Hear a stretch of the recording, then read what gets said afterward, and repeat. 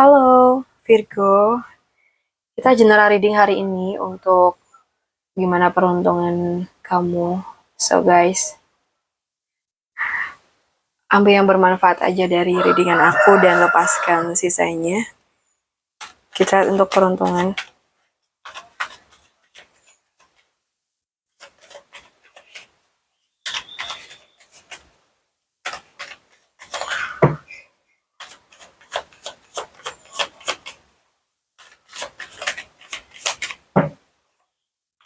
Untuk Virgo, nah bisa jadi di sini ya saat ini tuh kayak kamu bisa aja mendapatkan kabar atau kesempatan yang datang secara tiba-tiba. Atau bisa aja ada perubahan yang membuat hidup kamu tuh bergerak lebih cepat. Dan juga perlu banget ada keputusan berani. Dan itu akan membawa hasil yang enggak kamu sangka. Jadi buat Virgo, jangan takut mengambil langkah ketika peluang datang. Gunakan keberanian, tapi ya tetap berpikir jernih. Kadang keberuntungan tuh datang kepada mereka yang memang berani bergerak lebih dulu. Ya, jadi apapun itu yang merasa baik ya, atau kamu merasa itu baik, ya jalani. Kita lihat untuk pekerjaan kamu.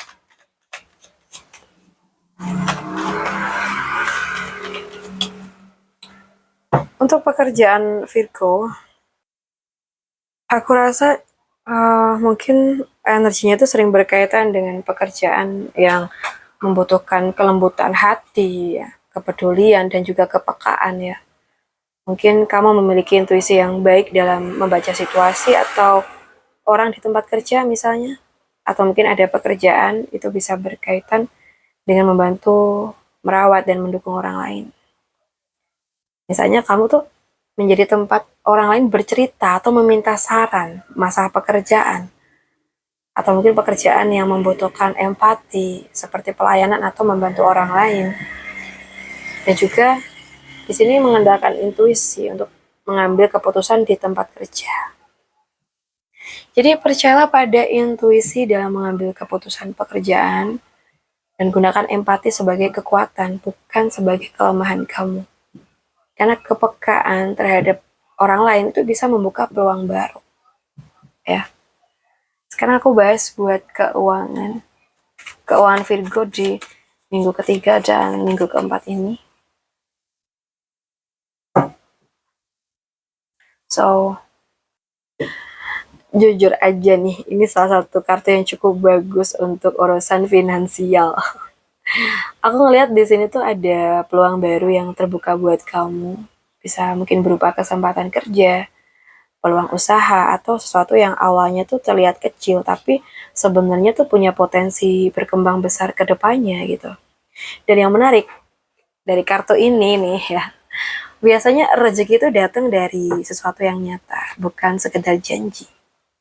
Jadi ini tuh bisa berupa tawaran pekerjaan, tambahan penghasilan, atau mungkin ide yang kalau benar-benar kamu jalanin, itu bisa menghasilkan duit.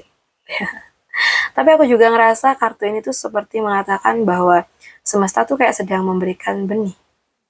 Ya mungkin kesempatan itu ada, tetapi itu tetap butuh usaha dari kamu untuk merawatnya supaya bisa berkembang. Ya, jadi ini tuh kayak mulai apa ya, fase baru dalam keuangan. Bisa jadi sebelumnya keuangan tuh terasa stagnan, tapi sekarang pelan kayak mulai ada jalan baru untuk terbuka gitu ya. Jadi pesan buat kamu, jangan remehkan kesempatan kecil yang datang. Karena dari energi yang aku lihat di sini, hal kecil itu justru bisa menjadi awal dari kestabilan finansial kamu buat kedepannya. Kayak gitu. Sekarang kita bahas untuk kamu yang single.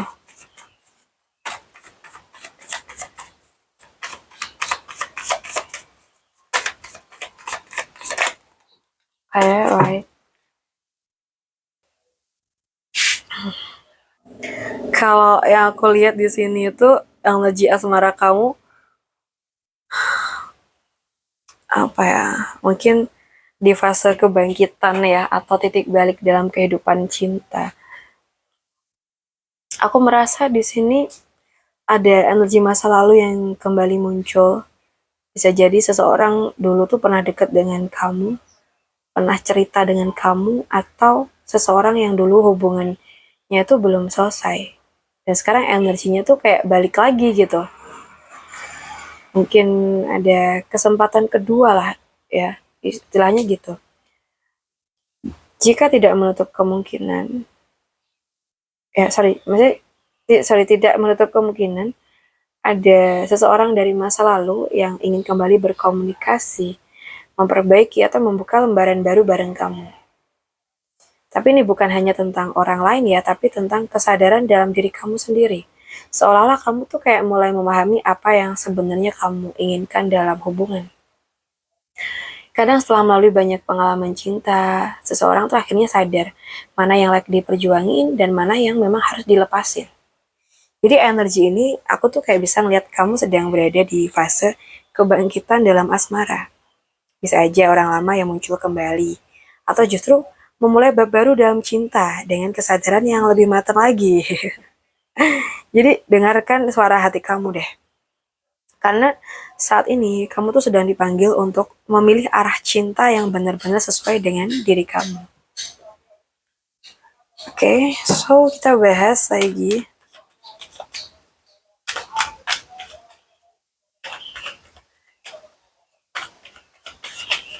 So, okay. So,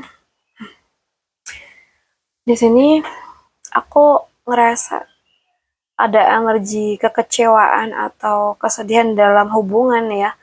Bisa jadi ada sesuatu yang terjadi di antara kalian yang membuat salah satu pihak tuh merasa terluka dan kecewa atau mungkin menyesal ya.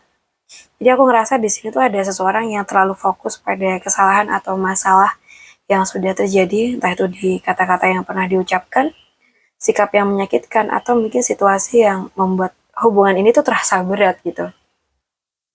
Tapi yang menarik dari kartu ini sebenarnya enggak semuanya tuh hilang gitu ya. Mungkin masih ada perasaan, masih ada kesempatan untuk memperbaiki. Masalahnya ya hanya satu, kadang seseorang tuh terlalu tenggelam dalam rasa kecewa sampai nggak melihat hal baik yang masih ada dalam hubungan ini gitu. Jadi energi ini tuh kayak bisa menunjukkan fase emosional di mana hubungan tuh terasa sensitif dan mudah tersinggung. Jadi coba deh pelan-pelan lepaskan rasa kecewa yang terlalu dalam dan lihat kembali apakah hubungan ini tuh masih punya sesuatu yang layak diperjuangin atau enggak nih gitu. Karena dari energi yang aku rasakan memang masih ada perasaan, hanya saja hati itu sedang terluka gitu ya. Kita lihat untuk kamu yang sudah menikah.